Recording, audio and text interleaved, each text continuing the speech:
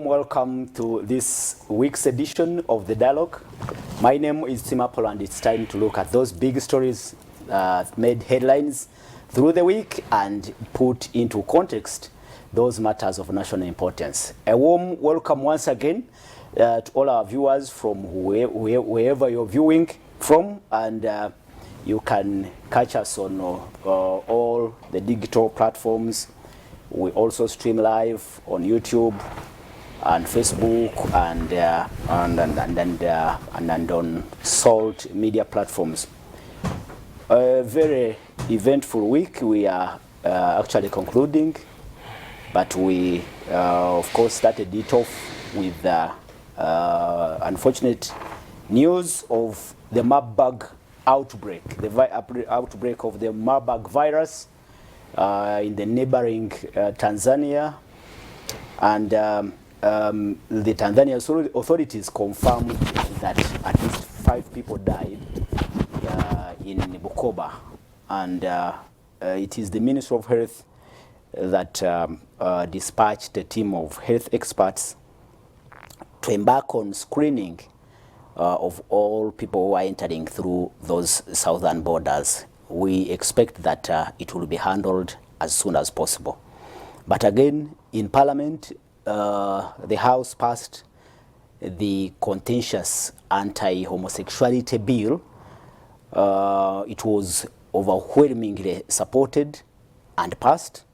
This time around, the issue of quorum may not arise as it was in 2014, but it has already attracted a huge backlash, especially from the Western leaders, and we wait to see whether actually the president, the head of state, will assent to this bill, and if he assents onto the bill, what happens next, and we will give that issue time and interrogate the facts around it.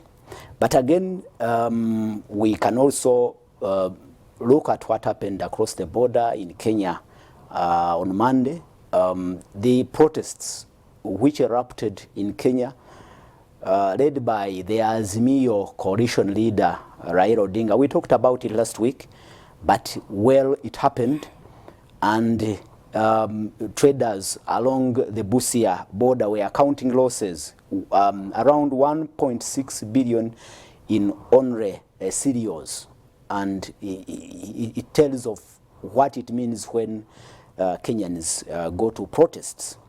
Reports that we have indicate that 1 student died in those protests, and indeed there were massive protests in key towns, Kisumu, Homa Bay, and the capital Nairobi, and at least 283 people were arrested. Surprisingly, 30 police officers were injured. We also give time to that, and the panelists will be making a comment on that particular issue and what it means to the regional politics.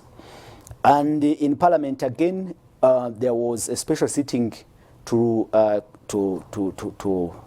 remember the late Speaker Jacob Oulanyah Lokoli, and members again spoke about Oulanyah and remembered him as a straightforward leader who emphasized details, especially in legislation, and one who the country will always miss. And a day was gazetted. I think it will be Oulanyah Day. Is it March 20th? It was gazetted by Parliament, and possibly if the panelists will be ready to make a comment, they will make it. But we also have the unfortunate news of our fellow comrade, an NTV journalist, Edward Humza, who succumbed to a road accident along Entebbe Expressway this morning. May his soul rest in peace. A tragic accident. Last week, Richard Baguma was talking, was raising awareness on road safety, and indeed it becomes a pertinent issue to talk about especially at this time. Let me introduce my guests this morning. Dr. Gerard Wansara is a researcher working with Africa Leadership Institute, a man from Namisindwa. You are welcome to the show this morning. Thank you very much, Apollo, and good morning, our viewers. It's always good interacting with you on Saturdays, and I'm looking forward to a good engagement. I particularly greet my people in Ibubutu Town Council, who are always tuned to this program in Namisindwa district. Wow, yeah. You look good in that hat. Hey, I actually outside the studio. I'm always on this. Yeah, it gives you. It's a brand. Okay.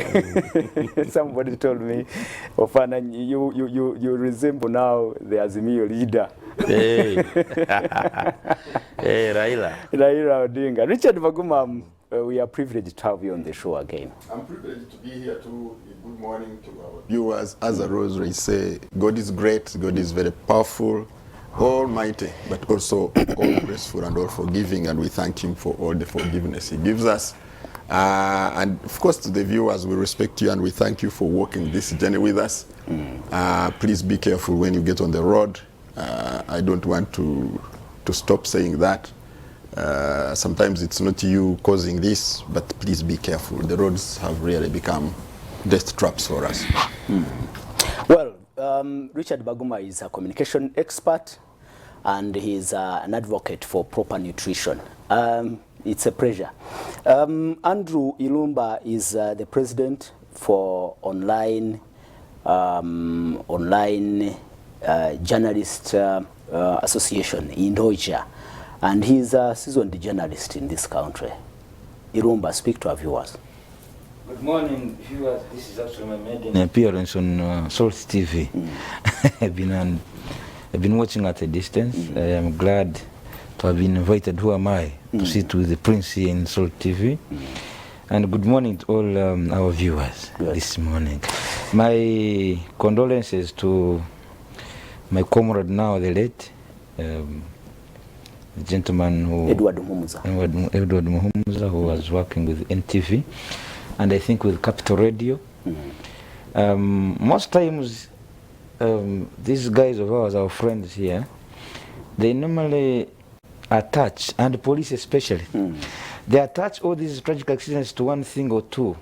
Reckless driving. One is reckless driving. The other one that is common with the police and these people here is Andrew is on fire. He's attacking me dangerous. Before he speaks for a minute. Dangerous mechanical. This is real fiery Andrew now. Two things, dangerous mechanical condition. Yeah. However, I have been to Dubai. 6 lanes taking, 6 lanes bringing back. Yeah, true. You can hardly see an accident. Yeah. You get it? All these highways in Kenya, the highways, all of them are single lane. There is no way you can have a head-on collision accident, because those are the most fatal. Head-on collision accidents, those are the most fatal. Yeah, true. So, instead of actually tasking this government that is collecting billions of money from poor Ugandans to ensure that all up-country roads are single-lane roads, look at the narrowness of these roads. Even look at this, the express highway here. Even from Nambole to Sega here. Look at the narrowness of the road.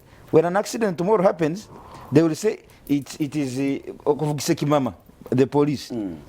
Inconsiderate use of road, DMC. A police comes and finds an accident has happened there 10 minutes ago. In 1 minute, he has already ascertained the problem, mechanical condition. But the driver is not even there. He has not even inspected the car. He has already made judgment. You're not convinced with the causes of these accidents as provided by authorities? The biggest cause of road accidents in Uganda, number one, is the narrowness of the road. Okay. Yes. This express highway already has potholes. So if you come for the first time and you, in your head you think it's a clean road. I wanted to ask you if in Dubai you noticed reckless driving. No, it's not there. Then possibly. But I also- said the but also biggest. research I shows said the that biggest.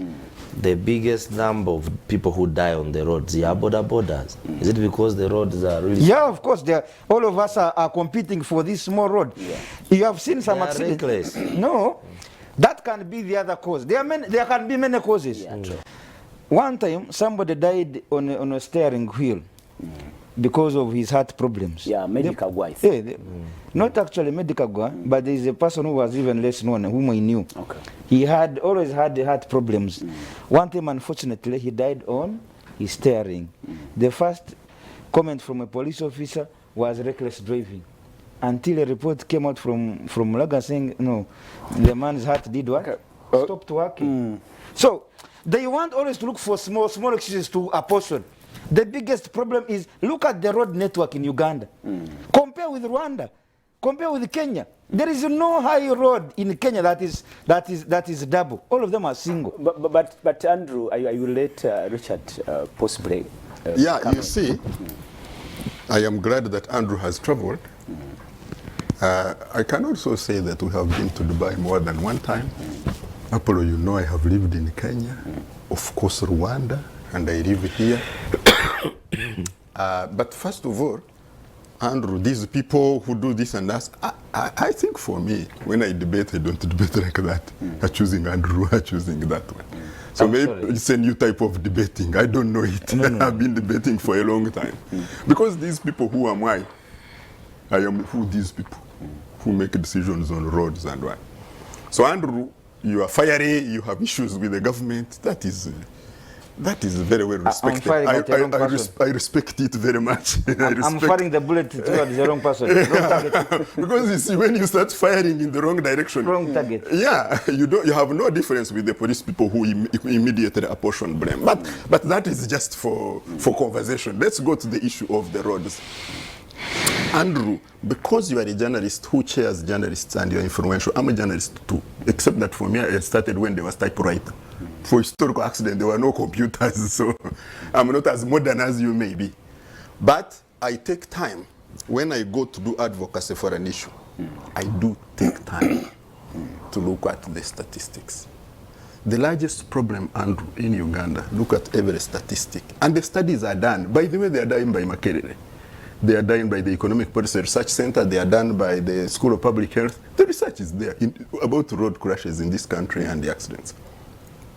The largest challenge on our roads is recklessness. The recklessness is in different types. One is we drink. And drive. Two is we don't train. We don't have permits, whatever, or even those of us who have permits have bought them, have been illegal. So you can blame them. Three, we have Gambano. We have very weak enforcement mechanisms. That even when you get Andrew on the road, Andrew immediately calls. And they let him go. He's let off. Then we have a challenge, of course, of engineering. The challenge of engineering is mainly in two parts. One is the infrastructure. The second one is the motor vehicle. We have a problem of very, and the infrastructure is what you are talking about, sharing roads, non-motorized and motorized motorcycle and cars. And then the other one is the challenge of education. We really don't have a sensitized, educated population about road safety. I have children in primary school. Through the UN Association, we go to schools all the time. What we even used to be taught during our school days has gone away. It is no longer even the little that is being done. So, Andrew, I want to invite you to become a road safety activist like I am, to join our coalition. I am going to invite you deliberately. I would like you to take time, read the research that is available from our best brains, and you will see the challenges. The engineering part, particularly of the infrastructure, is one part, but there are 5 main factors that are killing us daily on the road. And Andrew, we are dying daily, and we are many. In fact, in terms of calculating, you would call it a pandemic. If you look at the numbers, if you look at the impact of the injuries, and if you look at the cost to the 4.4 trillion is what has been estimated by our own government in losses. So I think this is way beyond just one aspect. Good. Thank you so much, Richard. I don't know if you have to throw in a comment before you said even today morning you witnessed reckless driver. Yes, I witnessed a reckless driver, and what surprised me most is that he was a police driver. Really? Almost knocking 3 cars. People had to leave the road. Instead of taking the downer route, they had to go up and rejoin later, fearing this person to knock them.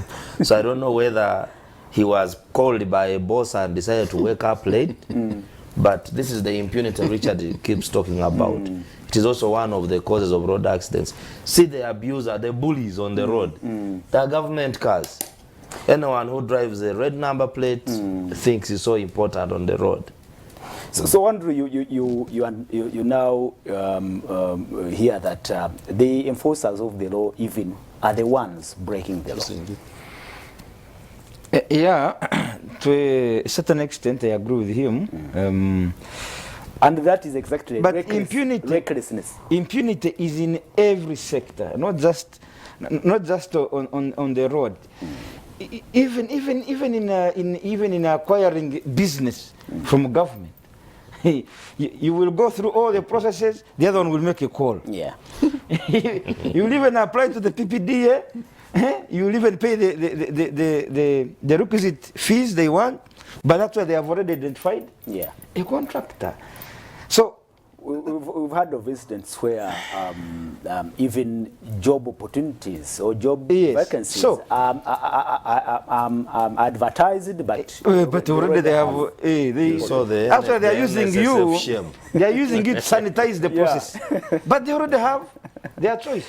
So now, and actually, most times, especially along Mulago there, that is Fule Road, that Mulago. One time I blocked this red number plate from bypassing me. He came with his silent I looked behind, I saw this was not an ambulance, it was not a presidential convoy, it was not police patrol, Fire brigade. it was not fire brigade. I remind actually I also put he had put double indicator, I also put. He hooted, I also hooted. He reminded me until we reached Mulago roundabout. Then there was inside his car, there was a soldier. He put out his arm so that I see that it's a uniform. I also put mine. I put my arm also. Well, road safety remains and continues to be a major concern in Uganda. And I join Richard Baguma and his team to sensitize the masses and to make sure we tell the population how we are losing lives on our roads, and it's unnecessary and it's avoidable, actually, I think. Thank you so much, the panel, and a quick comment. I seek a quick comment from you on the legacy of Oulanyah. 1 year after his death, Parliament convenes a special sitting. I think it was worthwhile. Gerard, you oversee Parliament through AFRIM. Yeah, and what I would like to emphasize is that, of course, it is not precedented. Many times we have lost people who have impacted this country, not only politicians. There are people who are not politicians, but have had a tremendous contribution to Uganda, but they are never remembered. So if we can take this approach of remembering those who are impacted us, like for instance, the former speaker. Excuse me. We see memorial of I think even Professor Emmanuel Mutevile. There was a memorial held after a year after his death. I don't know if there is a specific law that guides who should be. I don't know. What I have observed, is that many of them are spearheaded by family members, initiatives of family members. But those family members who have connection with the government usually tap into the resources of government and they handle it. I've seen the Mulwana Memorial, the Milton Obote Memorial public lecture. I have seen the Mutevile. Usually there are initiatives of an independent organization. I saw the one of Jacob Oulanyah. The initiative was with his friends and the son who is now in Parliament, but of course being in Ojok Oulanyah. So the family working with the Olanya Foundation that is supporting the children that he was educating came up with this. And also they are using the event to call upon those who made various pledges to ensure that these pledges are honored. Because when you tick one by one, some of them have been honored, but others have not. For instance, I saw the building where the government committed to completing it in a very short time. I think the work has been very slow. So the son was trying to... So you think it should be streamlined in policy to remember those key figures, national figures, on national leaders who made an impact on Actually, for me, I would actually even urge government to move away from buying these cheap medals and giving everyone a medal and calling everyone a hero. You find we have thousands or even millions of heroes carrying medals in the villages given by the head of state, you know, Katonga, I don't know what, but they are worthless. Okay. So sometimes if we channel these efforts to remembering our real heroes, there are people who we know. If they, I'm sure Apple, if they told you nominate a list of 100 people, you'd be able to do that. But I'm very, very disappointed actually with the way in which we have made Uganda's medals very cheap. No, but we have a committee of the honors and is it honors and awards committee? We have it that vets and nominates people who are who deserve those medals. No, I have had even complaints even in the army. For instance, these ones that are given during Taresita to people who contributed to the war, to the NRA war. But there are people even who may sit and award just their relatives because there's no proper formula for identifying. And a medal should not be cheap. Yeah. Should not be cheap that you will have an event in Arua, then you have 1,000 people, all heroes being honored. Let me pick, it loses meaning. Let me pick Baguma's opinion on this particular issue. What do you think from what happened in Parliament and from what JEDAD has submitted? I think there are a couple of things that you have raised in your introduction, but I think Dr. Werike has also raised. One is the honoring we do to our loved ones, yes. the past ones. We do that, we all do it, you know, regularly. Sometimes we don't do it as regularly. Sometimes we start when we are feeling, you see, when somebody has just died, then you do the annual. Then after 2-3 years, it starts becoming 5 years. Then you do it when you get the money and you want to show off, then you bring a big one. Or you want to introduce yourself to the constituency. People do it for different reasons. So there are those private initiatives. In this case, I think the family wanted to remind people, their loved ones, it is still soon. There is that attachment. Usually it fades with a bit of time. We have all lost our loved ones, our parents. And then, you see, the Olanya case, in my view, is a bit unique. I don't know of many people who look after 200 or more. Under his foundation? No, I don't know about people who pay school fees for more than 200. They are not too many.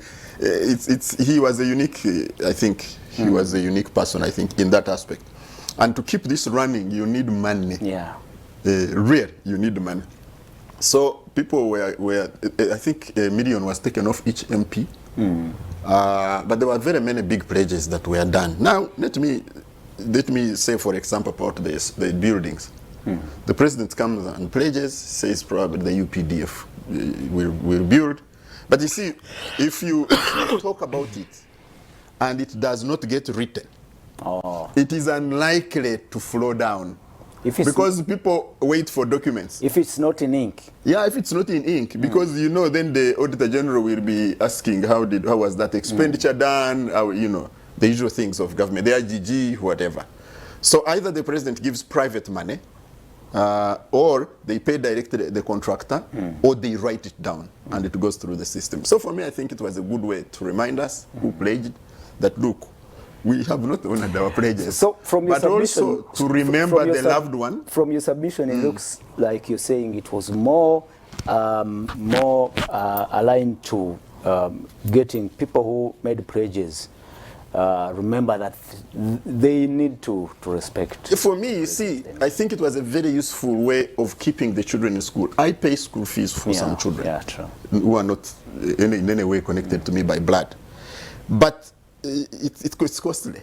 Okay. And if you have been doing it, and the children will drop out, I can promise you. Yeah.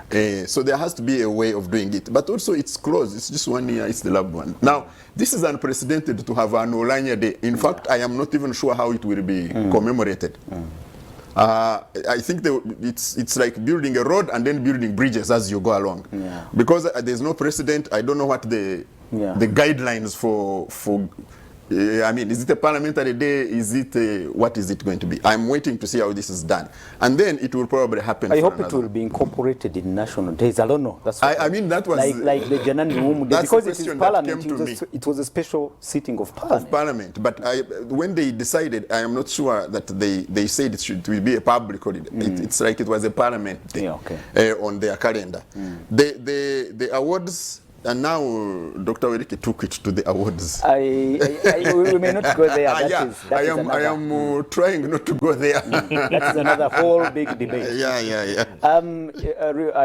Andrew, take a shot on For me, remember,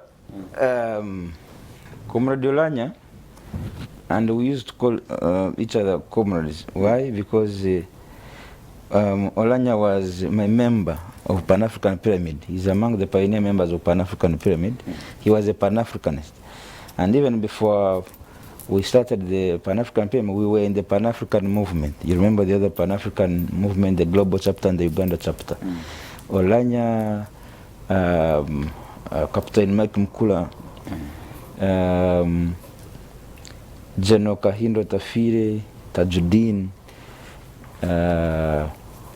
brother, no? Dr. Kirankova, Kajabago Karusoke, Professor, late Eri Tumwina. Those are the people who nurtured me into Pan-Africanism. So Olanya was one of those. We also used to be with the Dr. Chris Variomus, even in some of these. Actually, Olanya used also to host us. You remember there was a Ground Zero talk show on UBC. Olanya was our host. Me and Dr. Chris Variomus, sometimes with the Honorable Evelyn Anite on Ground Zero. So there are many things that I myself really do remember about Honorable Olanya. Then the other is because of my Pan-African belief and our Pan-African beliefs with Olanya, there was a time when he was deputy speaker, this GMO debate came in the parliament. You see, these whites, the which want to replace everything African into their own. So even food, there is a biological war. You see now this homosexuality thing. This is one of the wars, but there is a biological war that has been going on for decades in Africa to ensure that even the food that you eat in your home, this man, there is this man of GMO, I'm forgetting his name, the Bill Gates and this man this man who manufactures these seeds that you go and buy. Monsanto. Monsanto wants to have a share of every family's plate of food. In other words, the food you eat in your home, Monsanto must have a share of it. So Olanya's you must have both. So legacy. Olanya, when we started that fight, I took it to Parliament, I wrote petitions so on. Olanya helped me to ensure. Yes, and actually he chaired those now sessions, and our views as Pan-Africanists were actually incorporated, and we blocked that law. We blocked that law of GMO up to now. You the get GMO? Yes. It was passed and sent to the president returned it. Yes, yes. Do you know why? Some And clauses. their efforts right now Even some clauses. to reintroduce Some clauses were removed because of our Pan-African ideals, and then Olanya there at the center stage. Anyway, clandestine. For us Pan-Africans, we are not showbiz. We work clandestinely. If you know the movement of Jesuits, that's how we work. Okay. Now. And in our everyday life, Olanya was that person. I was heading his online media when he was campaigning for speakership. I was the head of his online media. Okay. He actually assigned me a role, and that's why you used to see a lot of his campaigns on online media. I was the one in charge. I worked hand in hand with Mr. Chris Obore, clandestinely. Now, he had this social capital. Olanya was a man that is gazetting a day special for Olanya really worthwhile? Yeah, it is. You know, that's for the parliament's history. It's not going to be a public holiday. Okay. That on that day there is no work. No, Parliament will be remembering him. Which is we in the parliament we even remembering the colonialists, the people who started the parliament first. We remember them. What about Olanya's contribution? I'm telling you, his contribution was so significant, and he had wanted to change the style of debate in the parliament, which I also realized that since his death, it might be a futile struggle to do. You see, in the parliament, there are 529 MPs. All of them want to discuss, to debate on every matter that comes on the table. That's not possible, Mr. Prince. Now, if you bring a matter about science, I will allow someone, a doctor, to discuss. Okay. I will discuss when a matter is about media. But in the parliament, you have even an accountant wants to discuss everything. My friend. Okay, finally, a quick comment. Do you think that parliament misses Olanya in its work and everything? Just a comment. Yeah, when Olanya was campaigning to be speaker, he emphasized a number of things. One was informed debate, not speaking far. Just for the sake. On whatever. I saw the anti-homosexuality bill. I was very disappointed. On that day, everyone wanted to speak, and they totally went off topic. They're not discussing even those who have nothing to merits speak. and merits. Everyone was just speaking because it was about sexuality. So he emphasized equipping the research department of parliament to ensure that MPs are supported to do research before they speak. He believed in having the speakers list, that on a specific day, this bill, maybe you have this number talking, and then others are on the waiting list. So the ideas, he emphasized, of course, integrity. Yeah, true. So I believe that there are areas where I see this parliament missing his skills, and but I think so far he's missed. He's missed. He's missed. Thank you so much, viewers. We think it was pertinent to honor Olanya with these few comments from the panelists, and indeed, Olanya was an extraordinary leader in his own right, and we pray that he continues to rest. And but you see, Olanya had been baked over time. You see, I found Olanya in campus. Olanya was speaker to the guild in Makerere. So his speakership did not start. Are you saying? Did not start. Are you saying the people, the leaders we have are not well prepared? No, that's what he said of Olanya. That's what I said. Thank you very much for coming to my rescue. Because I was going to say, when did I say that? but Olanya had been baked. Because you see, when we were in Makerere, and Mao were in charge, and they would charge us. I told him several times that, you see, you caused us strikes because you'd come and charge us and we would be charged, and we go to attack. Strike. At that time, you know, he almost died. Oh. Yes, you know, Olanya was beaten and kicked. Yeah, he spoke about it. Oh yeah, that one I witnessed. Yes, I witnessed. He almost died, and at that time he was absolutely anti anything NRA. And anything Museveni, yes. Over time, he went through the baking that I talk about, and he went on the other side. But throughout, at least publicly, there are certain values he stood for. Yeah, true. That's for me why I found him commendable. That even through the changes in political shades and whatever, there are certain values that he stood by. I think for me that that makes us miss him. Oh, yeah. Okay. Okay. Thank you so much, Richard. I didn't want to ask you for that insinuates that some are half-baked. Many of those people, leaders we have, are half-baked. But let's go to our main topic for discussion this morning. Viewers, it is the dialogue. My name is Tim Apollo, and on the panel we have Richard Bakuma, communication expert. We have Andrew Ilumba. Andrew Ilumba is also the founder of the pyramid. Pan-African Pyramid, and he's where Jacob Bolani was a member every Friday. Yes, and Dr. Gerard Wanzala is the head of research and civic engagement at Africa Leadership Institute, an NGO that does oversight on Parliament and other government bodies. Let's go straight to our main topic.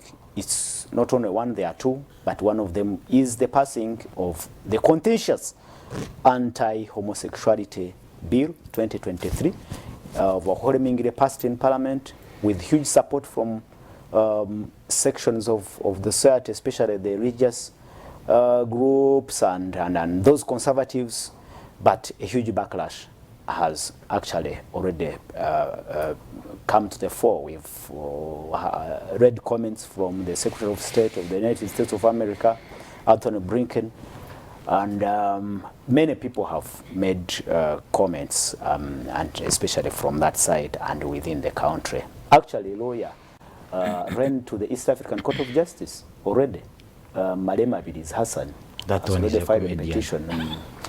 Okay, it is what we are going to discuss. And he will even sue one them flies for passing through his eyes. And I'll start with Dr. Gerard. The process to pass the bill. Let's interrogate the process and also possibly look at what next after its passing. What next? And in what next, we can also look at whether you think the president will assent to the bill, and then the backlash, especially from the Western world. Yeah, I observed the tabling of the bill, and of course, given the support that that was visible from the public, from the religious leaders, and from the parliament itself, I was not surprised that the speed was as fast as it moved on. And as expected, there are voices that were against the bill within Parliament. Outstandingly, the Honorable Fox Odoi, who is on record for having challenged the anti-homosexuality bill 2014. His submissions, of course, related around the existing laws that he thinks the penal code is well equipped to punish people who are engaged in homosexuality, and therefore he never found this bill necessary. But he also stood for what he called human rights, where he resonates together with the global community, particularly the West, that is saying Uganda is passing a bill that promotes hate, prejudice, and discrimination based on sexuality, which they think should not have happened. I was also not surprised that the president, in his address to the parliament, to me, the statement he made, I thought he was saying this bill needed a longer discussion, because if I was a member of parliament on that day, I would have paid probable attention to that, when he said, let's give it time. We shall find out, I will commission medical people to find out whether it is nature or nurture.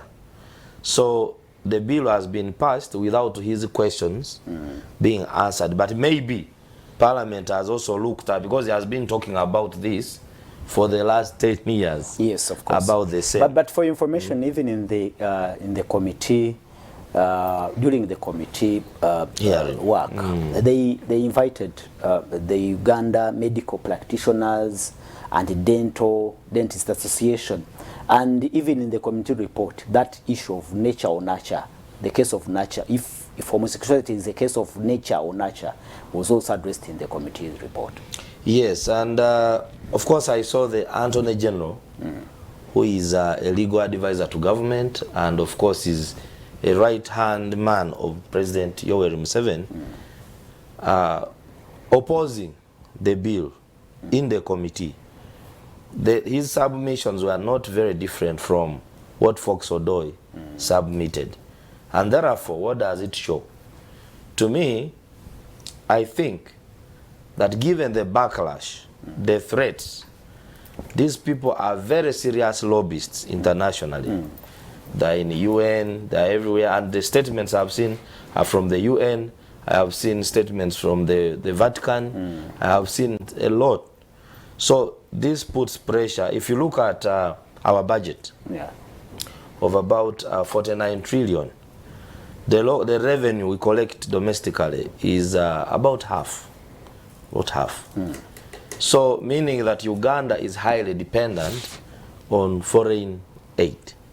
So even when I looked at our leaders saying, I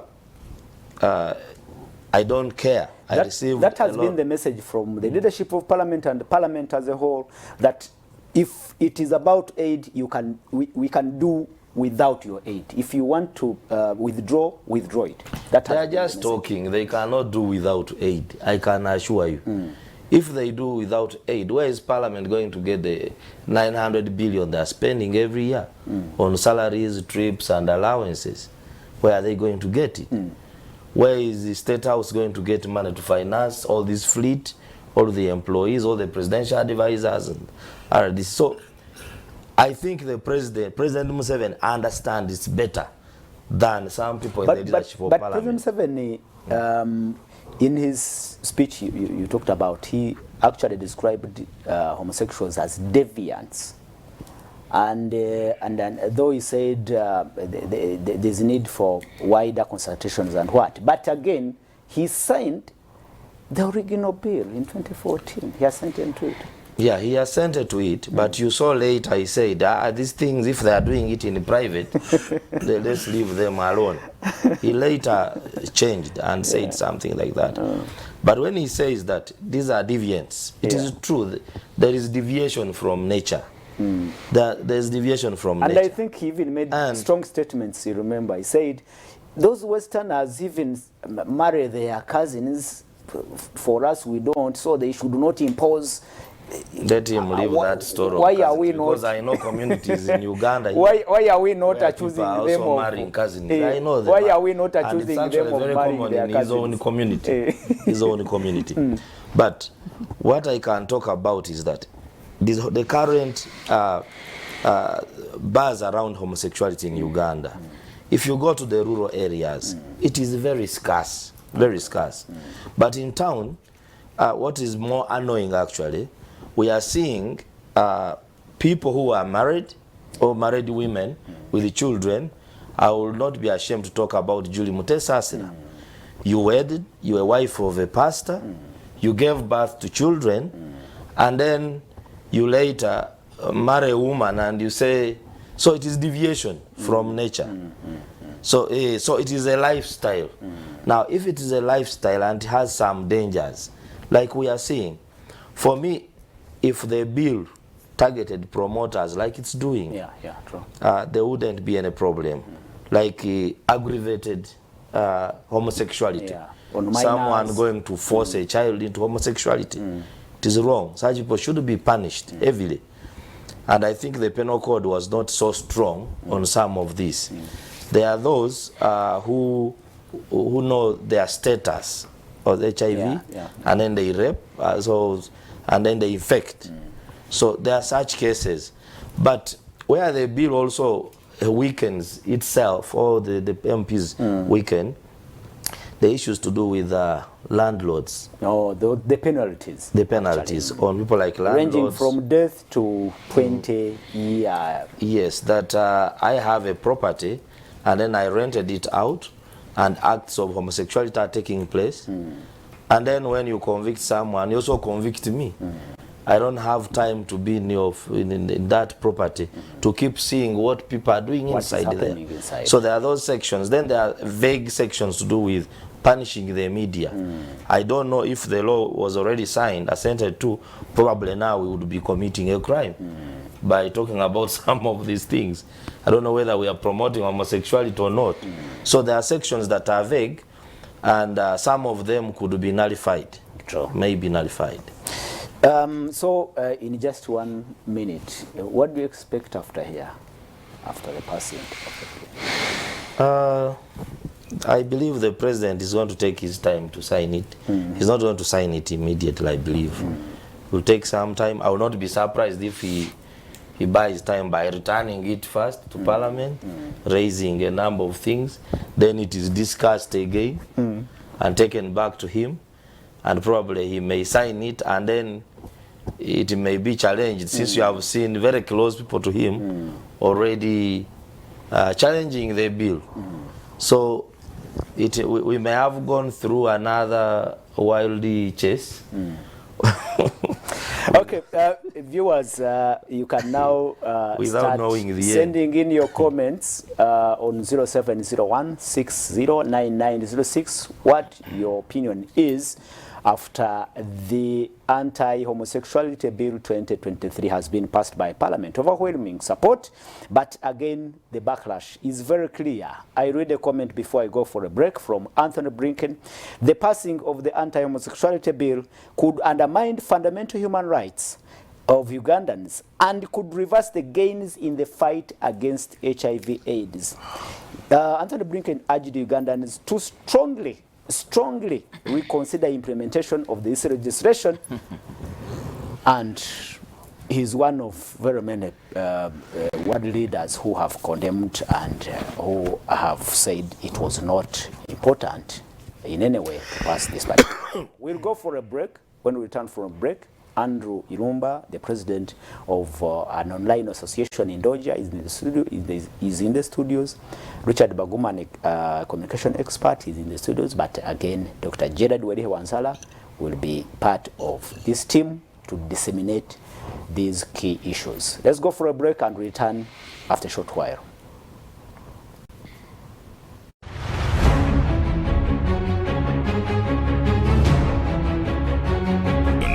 Femunyo.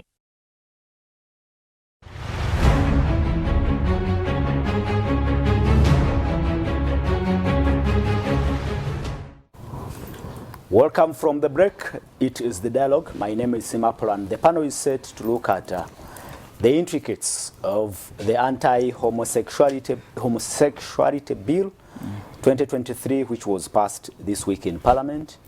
After it has been passed, we look at the process. We look at the implications, especially after the Western world has made it clear that they are not happy with Uganda passing this particular law. And the penalties range from death to 3 years in prison. I think child homosexuality, a child engaged in homosexuality is on conviction is liable to a prison sentence of 3 years and many other issues. But Richard Baguma, I don't want to go into the content because we have discussed it all this time. Let's look at the process. How did you see the process, and what can you expect? I would like to believe that the process this time may not be challenged like last time, because the rope hole last time was the process. I would also like to think that a lot of the debaters were more emotional. Yeah. I think there's quite a lot of emotion around this law and the issue of homosexuality. By the way, the emotion is there is also local emotion. There is also external emotion, and there is a disagreement.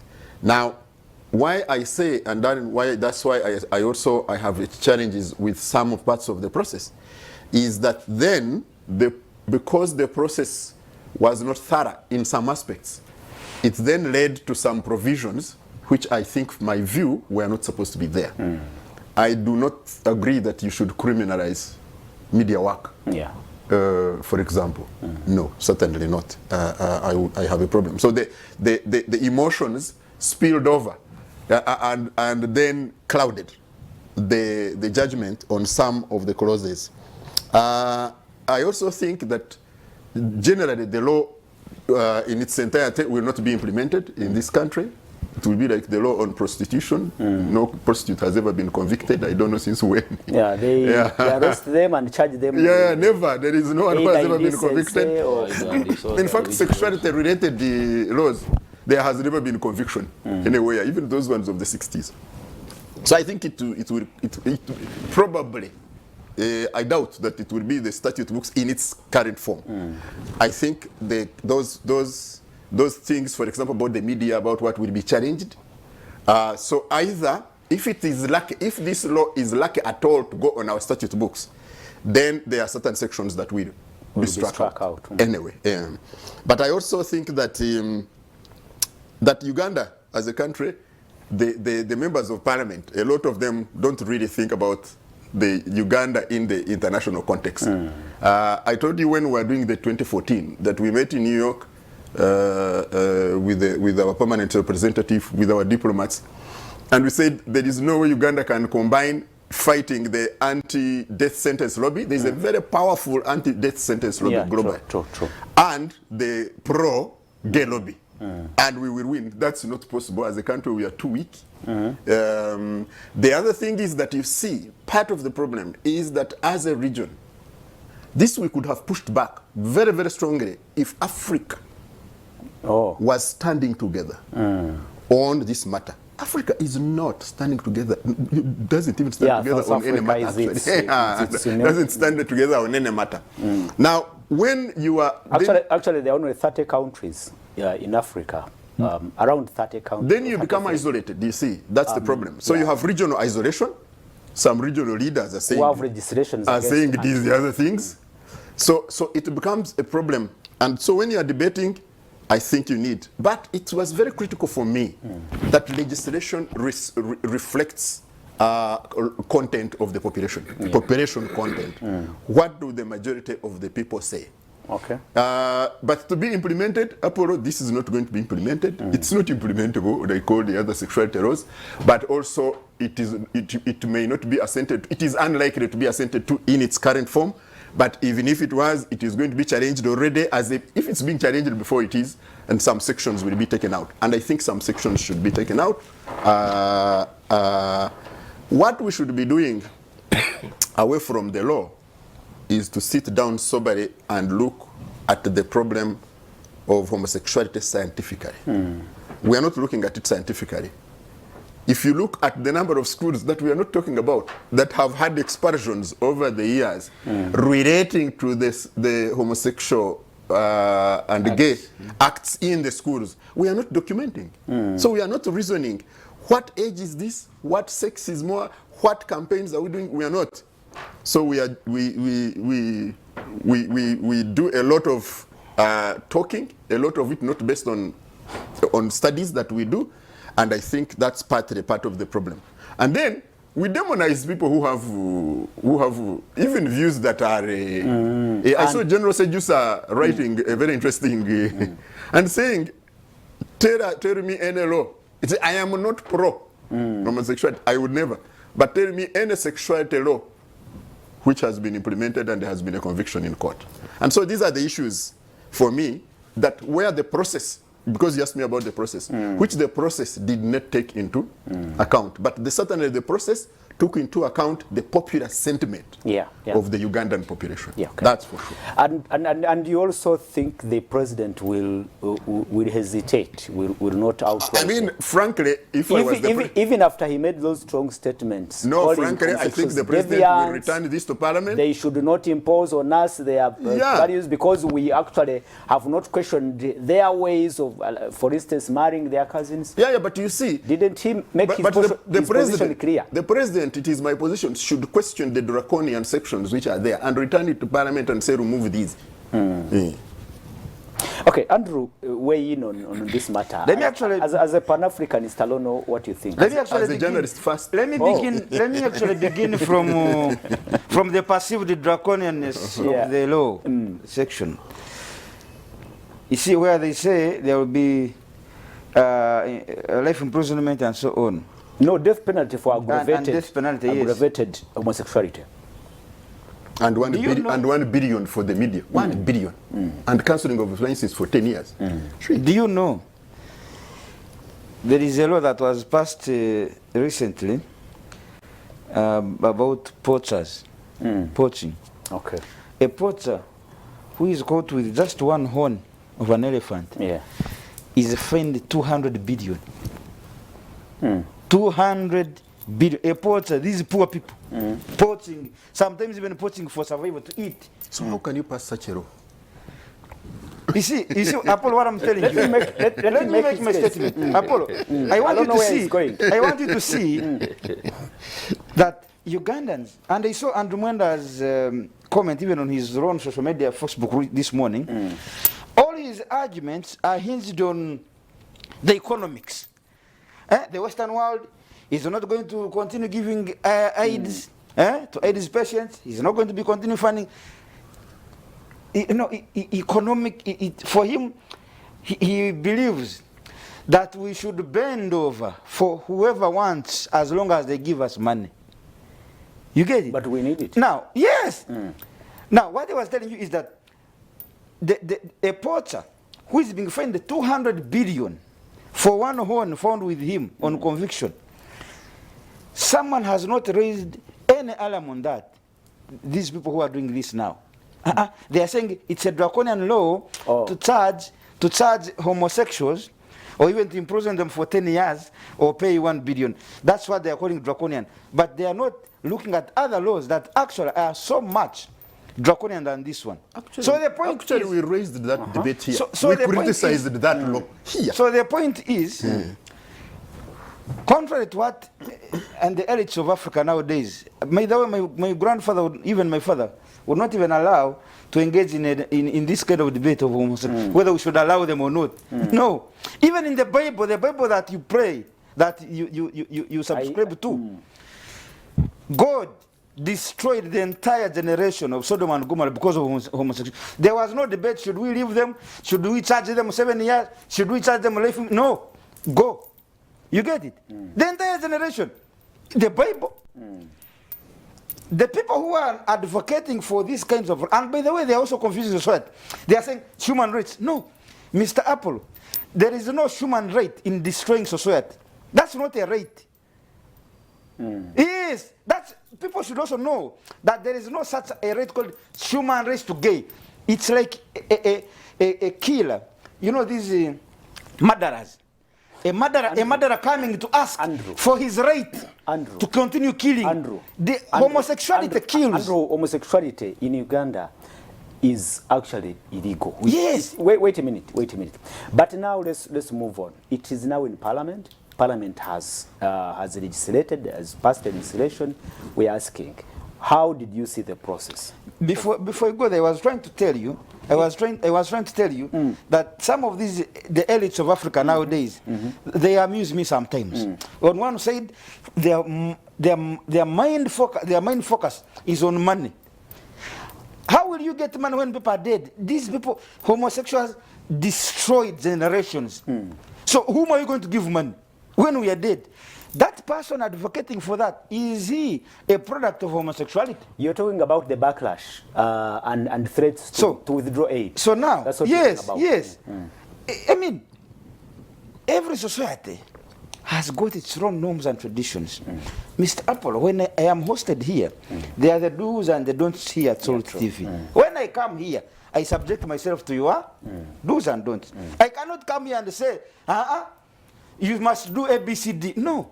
If I want to be part of you here in these studios, I will have to abide by your rules, isn't it? So, if there is any Western world who would like to do business with Africa and with Uganda in particular, come here and realize one thing, that we also have norms and cultures and traditions to protect at whatever cost. Even if it means leaving your money, leave it. But please, let me remain a Mutoro, let you remain a Muganda, let him remain a Munyura and whoever. And Msoga and so on.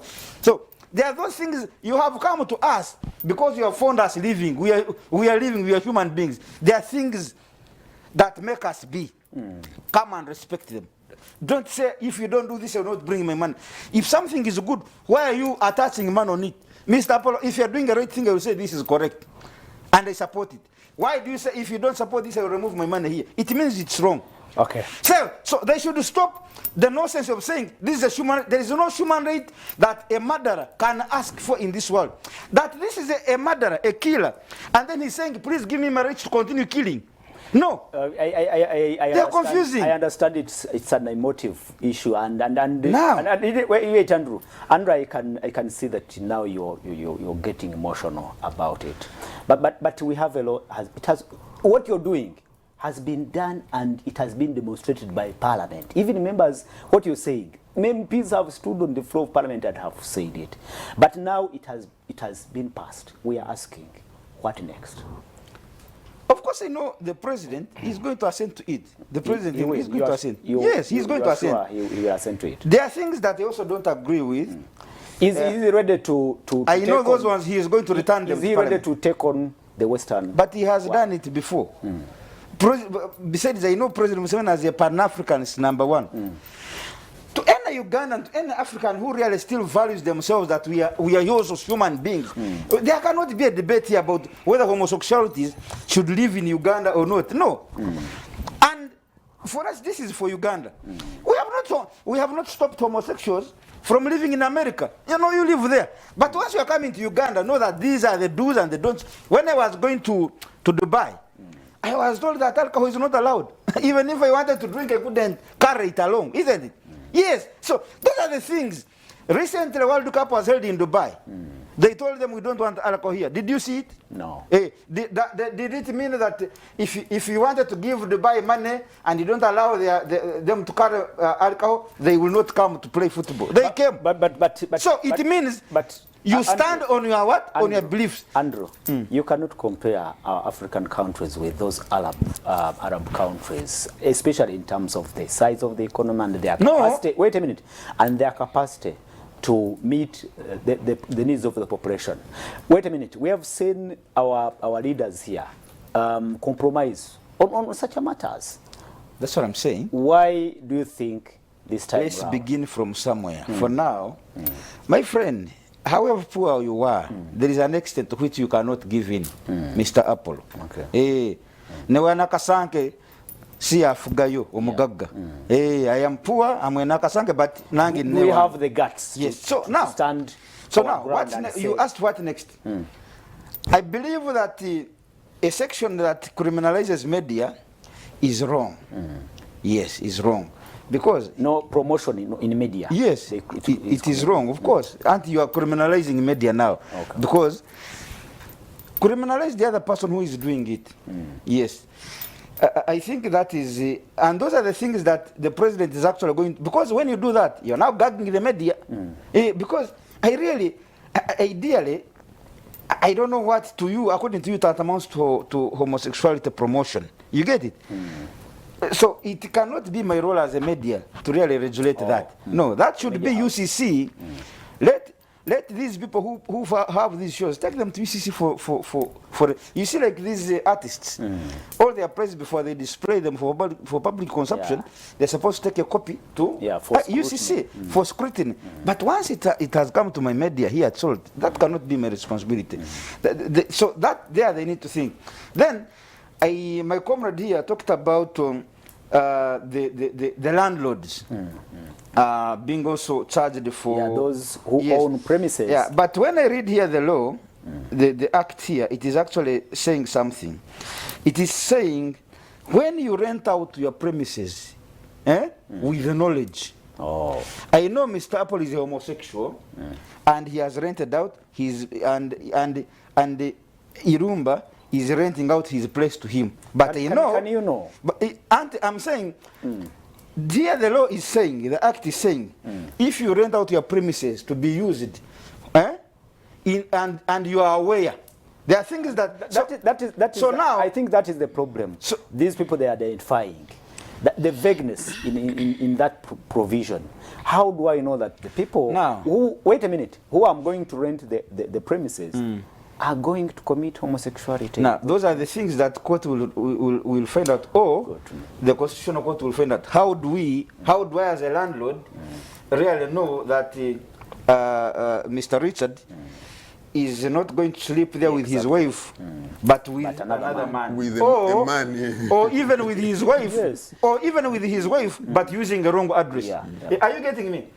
Richard can sleep with his wife, Yes. but when a wrong, So- how do I as a So landlord? you agree, Andrew, that there are provisions in Yes. that bill That one. which actually may have been rushed without scrutiny. So that one, those two I've talked about, the media and that one, I think they need to, and those I think are the things the president is going to send back this for review. But that also But the is rest of what the will thing- make them fail in court.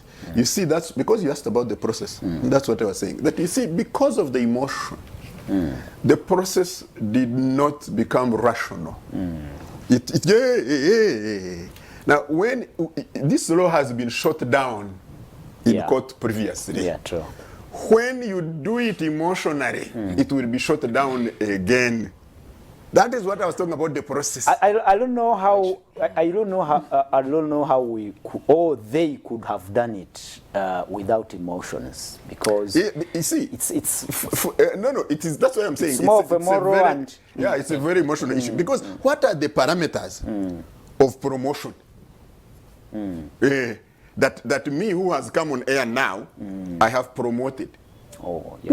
What are those parameters? What you are going to do is you are going to allow a state institution to go for Andrew because of his post on his social media and say, we want Andrew. We first want to keep Andrew away. Oh. So in order to keep Andrew away, this one which we shall allege that it is promotion. And we can keep you away. Postpone your case, keep it. And So Andrew, as I cross over to Dr. Gerard, you also agree that there could be provisions that have not been well Thought out. envisioned and thought out, Yes.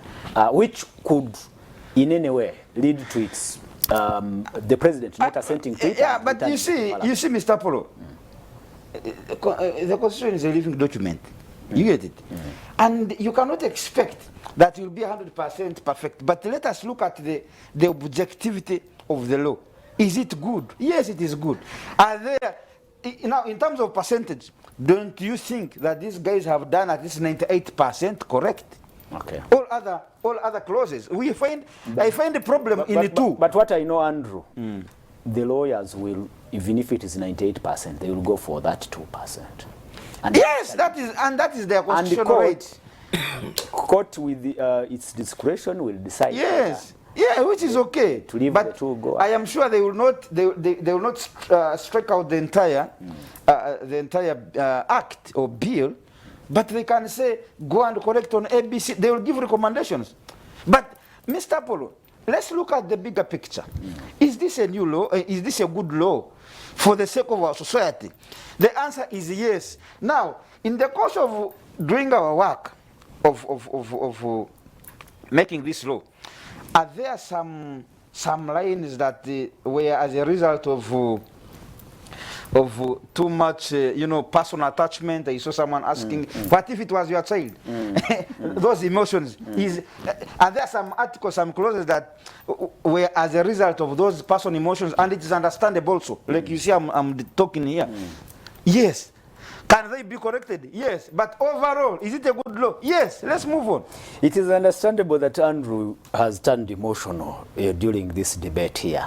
And Actually, I'm not surprised, because when I was watching the debate, the emotions were really high, and I can see them. I saw a member of parliament, I think from Loro Pache, somewhere in Acholi, who I later learned was actually a priest before he came to contest here, who simply stood up and emphasized how sweet women are and how good women are, and how he gets surprised that a man will look for another man. It shows you how emotional people were. But there's something that I wanted to remind ourselves. Richard talked about it last week.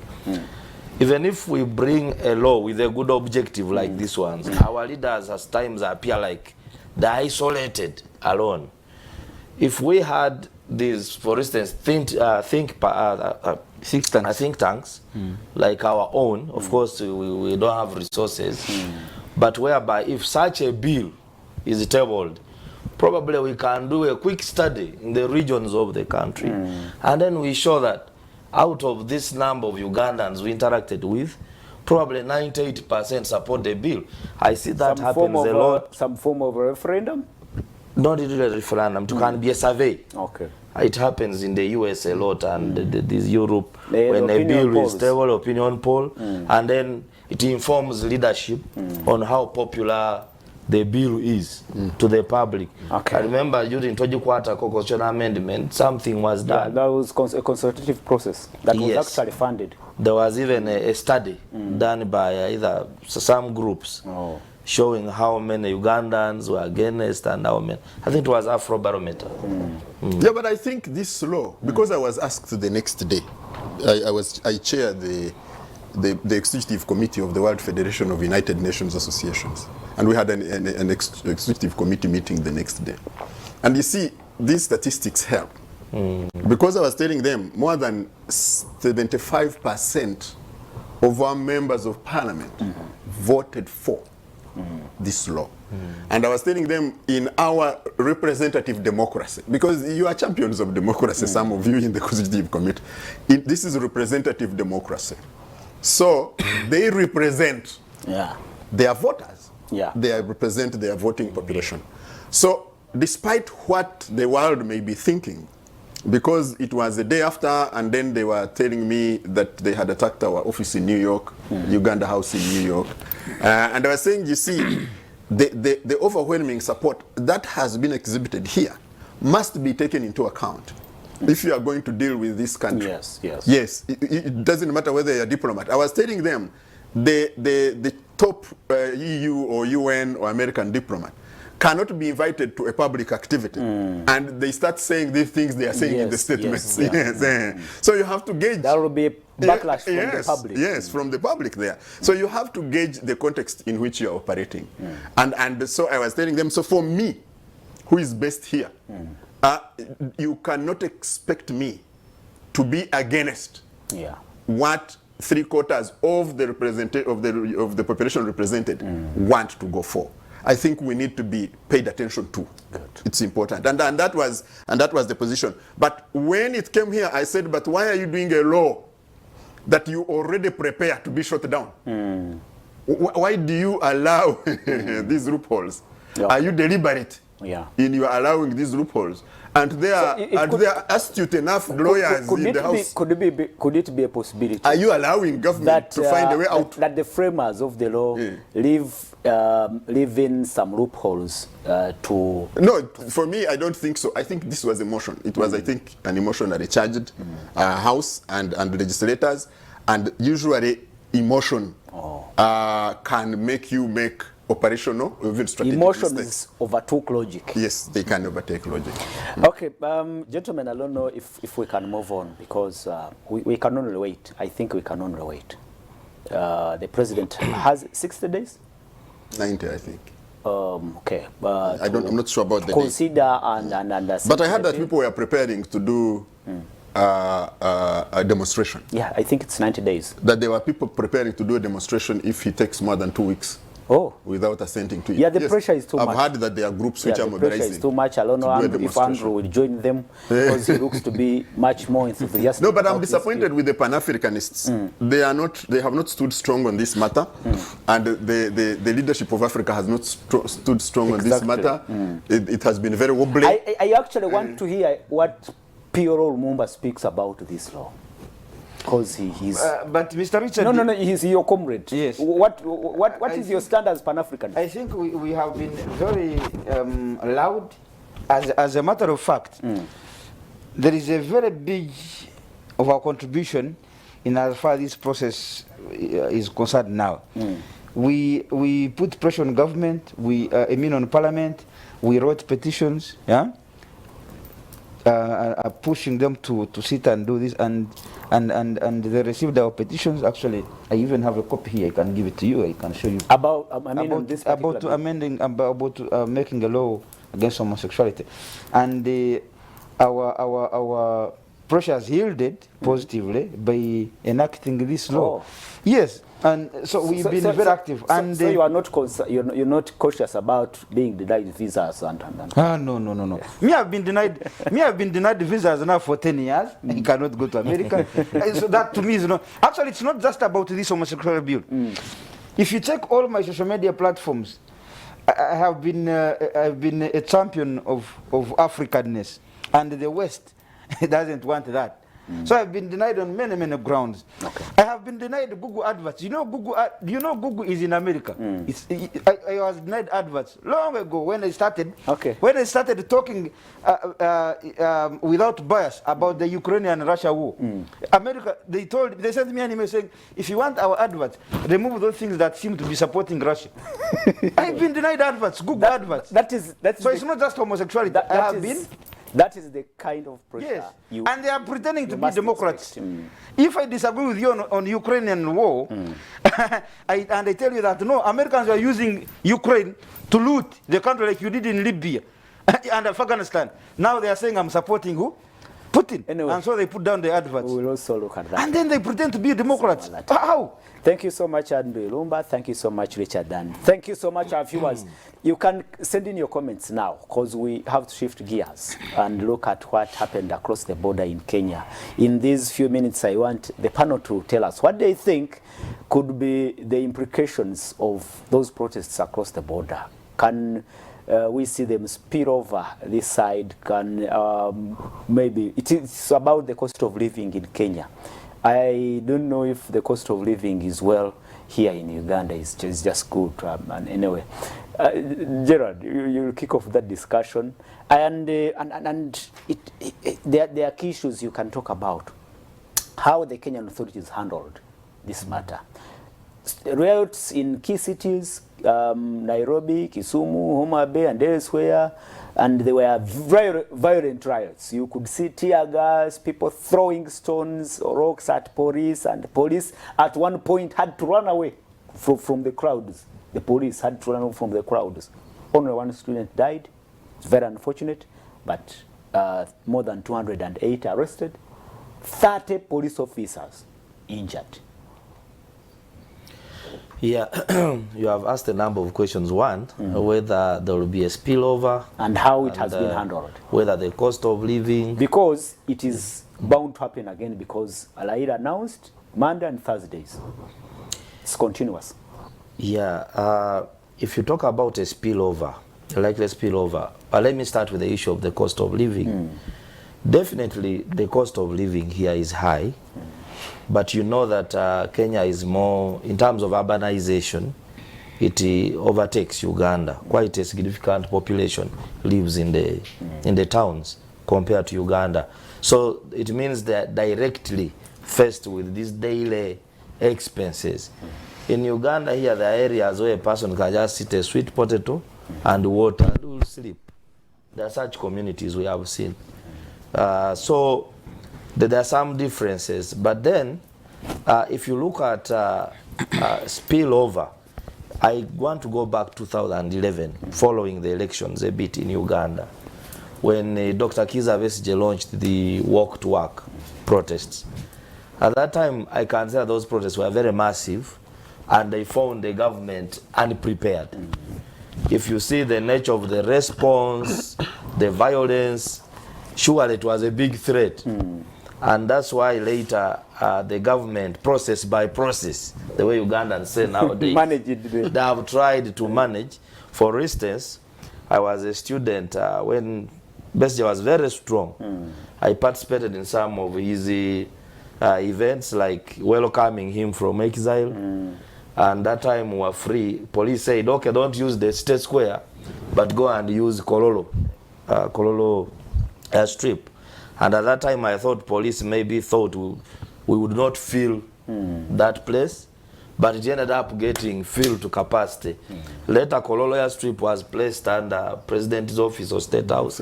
Now it is fenced. The opposition is not allowed there.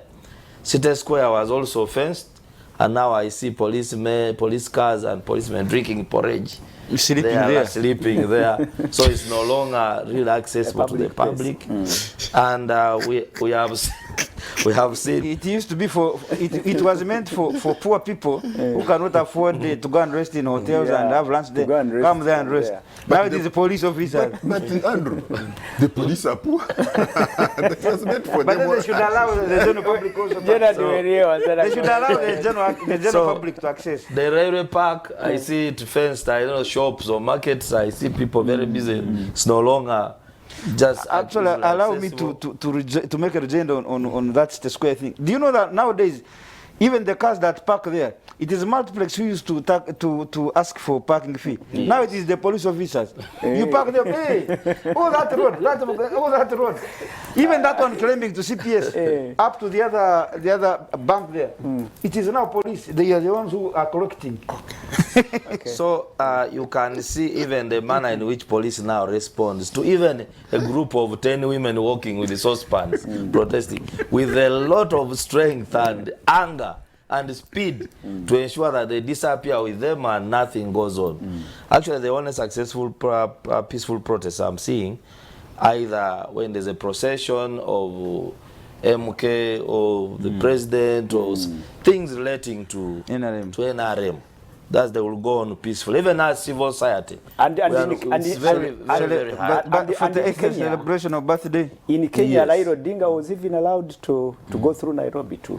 Exactly. So I can say that there is potential if there was some freedom for people to demonstrate. But as you see, the two countries are totally different in the way in which they are being managed. So. But there is an effect these protests, of course, have on us. They trade. For instance, in my district, Namisindwa, I find trucks there looking for avocados in the villages, the sweet bananas to take to Kenya for export. I think they found this Eldoret airport, which ships things very quickly to Europe, fruits and things like that. So because of these protests, you find that trade was affected.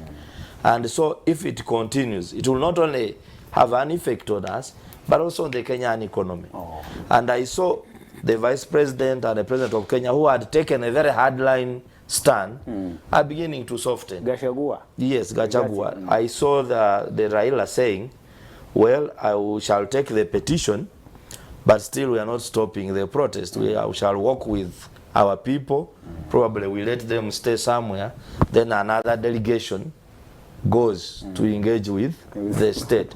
But it also shows that now he also recognizes that the government in power and therefore is using all the available tools, like Richard said, to ensure that probably he pushes to enforce the changes that he wants. But also Kenya, as you know, there were subsidies. Yeah. When the inflation, they have been having subsidies for a long time, especially on fuel, on things like fertilizers. So when so when Ruto came and said he was removing these subsidies, copying the Ugandan example, I think President Museveni always looks ahead in his decision making, because he said, if I put subsidies on the fuel, I'm going to distort the economy. Probably he thinks if people get used to subsidies, they will always claim. They will always claim. And when you don't provide, they will riot. They will riot. I saw it happening in Nigeria some time back. So Kenyans are responding to something that they were used to. Because Uhuru Kenyatta extended subsidies. Yes. So if I'm a border person who was convinced by Ruto that I'm a hustler, and therefore I supported him, I'm a market woman, and then you remove subsidies, and then the cost of transport goes up, the cost of fuel.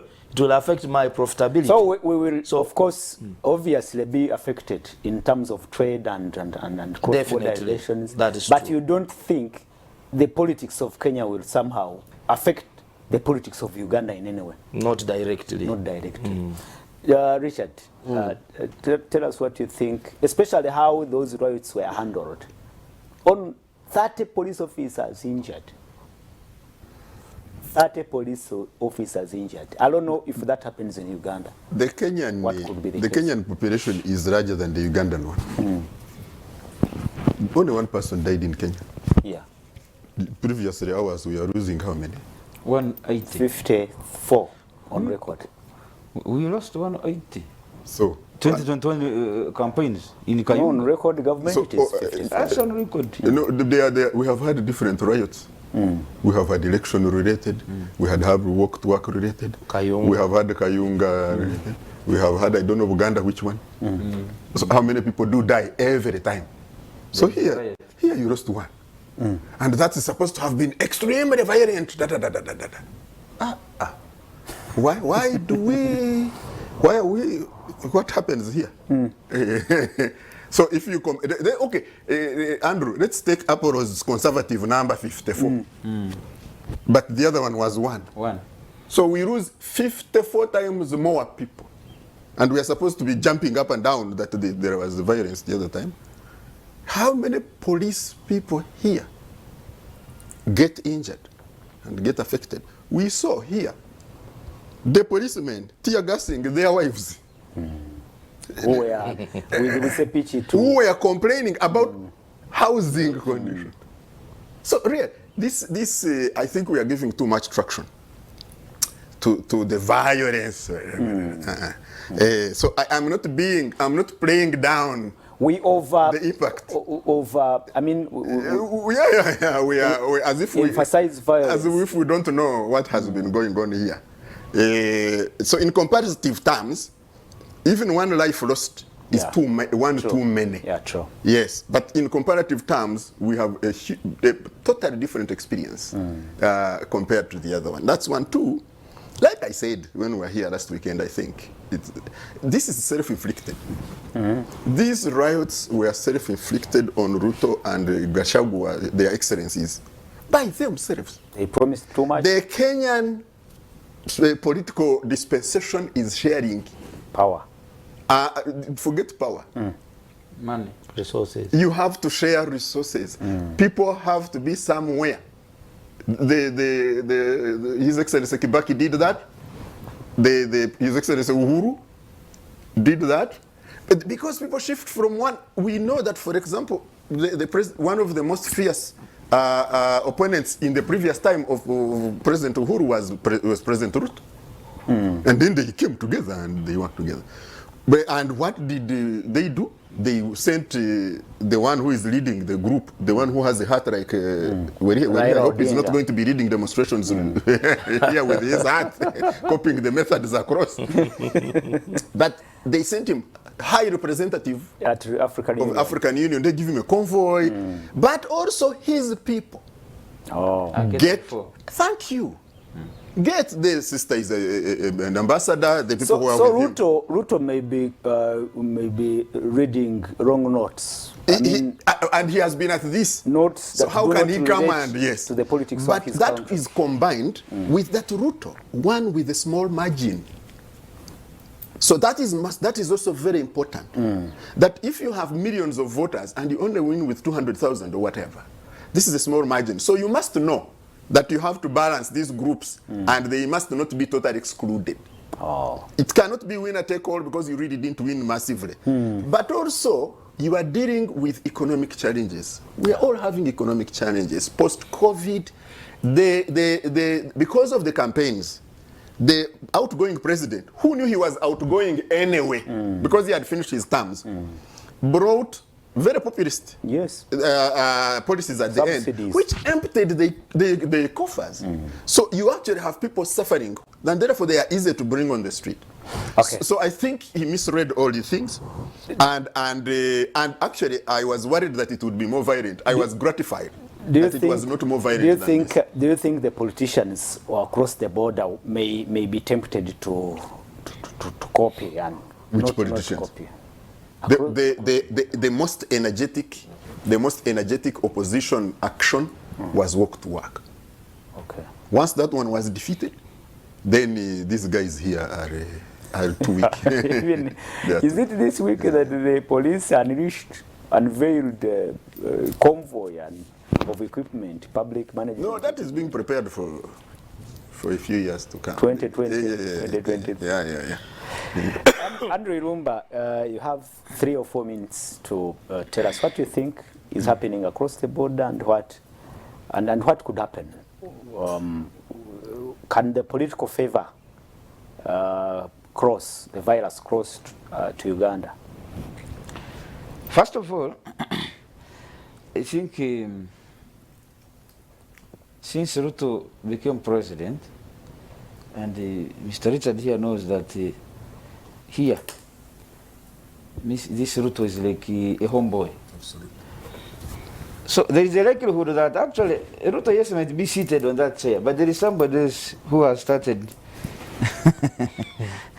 that's like you see in South Sudan, that's like you see in Congo, and that's like you see how it had started in Tanzania and it was curtailed, and how you see it has been curtailed in Rwanda. That big boy influence. But here it seems it's finding a very fertile ground through Ruto. Yes, Kenya here. If you realize now the kind of strategies that he is beginning to adopt are the same ones here. The high-handedness. That man you see. But the high-handedness resulted into only one death. Yeah, but let me finish my point. Because you're going to make me forget. Okay. This man you see, Uhuru Kenyatta, and the man Uhuru Kenyatta replaced, that Mzee, Kibaki. Those guys had more and bigger pressures from the opposition, led by Raila. But they managed to find a middle ground. You get it? They managed to find a middle ground. William Ruto is trying to trend the very, to move the very trend that ours here is trading. You get it? Winner takes it all. If you want a Mao style of negotiation, that's a different matter. It has to be one-on-one. And it is you, Mao, to benefit, isn't it? But there, a leader like Raila Odinga will go with his entourage. All of them, you must have somewhere to place them. Then they will be kept at bay. You cannot, even themselves, they will not allow Raila Odinga alone to go there and benefit, and for them they are not. No. So, William Ruto is trying to tow the very system that is here, that once I take over, all of you guys must be shut down with police tear gas. And actually, during the campaigns and after campaigns, they buy more tear gas and tear gas trucks more than food relief and more than medicine. Why? All those voices that have been descending during the election must be kept at bay. That's what I see William Ruto towing. But number two, also I want to blame Raila. Raila must know two things. That time is of essence in every struggle. What Raila is doing today is what he would have done immediately after the declaration by the Supreme Court that Raila, you have lost. That is the time he would have used it for whichever issue he is raising today, whether it is the food, whether it is I was rigged. Maybe he gave... Because he also says one of the points is that the election was rigged. Maybe he gave the government in power a benefit of doubt and time for people to actually realize that the promises Raila administration made were not going to yield any. No, it is too early now to fault William Ruto for whatever he pledged. You know, it's actually wrong timing for Raila to raise anything now about you have failed to do this. No, you get, because even Kenya, as for many years has been there since independence. They still have so many grappling problems, very many. So you cannot fault William Ruto on that. But I'm telling you, Odinga miscalculated. Whatever issue is raising today, he would have raised it immediately after the Supreme Court ruled. That would have made sense for me. Because his people were still in 50-50. Have they won or we have won? That was the right time now to take on and say, we have won. And because we have won, we must fight for our space. I agree. Yes. When he says we want Ruto to leave office now. How can you? Maybe How can you do that? He would have done that immediately the other time. We have to wind up. So now he becomes a selfish man. Actually, I'm reading a lot of selfishness now in a man called Raila Odinga. Okay. In just 2 minutes, can't we, or can we learn anything from the Kenyan politics? Yeah, especially as what is happening now. Yeah, we can learn something. One, the principles in Kenya are agreeing to meet and discuss issues. So I think Uganda should adopt the culture of leaders sitting transparently, openly, and talking. But like he said, these behind the scenes talks, to individuals sometimes don't help much. But we should learn to talk as leaders, but also even through our own institutions. And then two, security forces. Why should you, a police officer who has been deployed to enforce law and order, beat someone as if you have a personal grudge on the person? There is a famous photo of a journalist who was beaten sometime by the UPDF. It went viral, Jimmy Akena. It was all over the world. Reuters journalist. Actually, it became a symbol of torture and harassment of the press in Uganda. So if we can know that these are political disagreements, you have been sent to control a protest, do not take it very personal.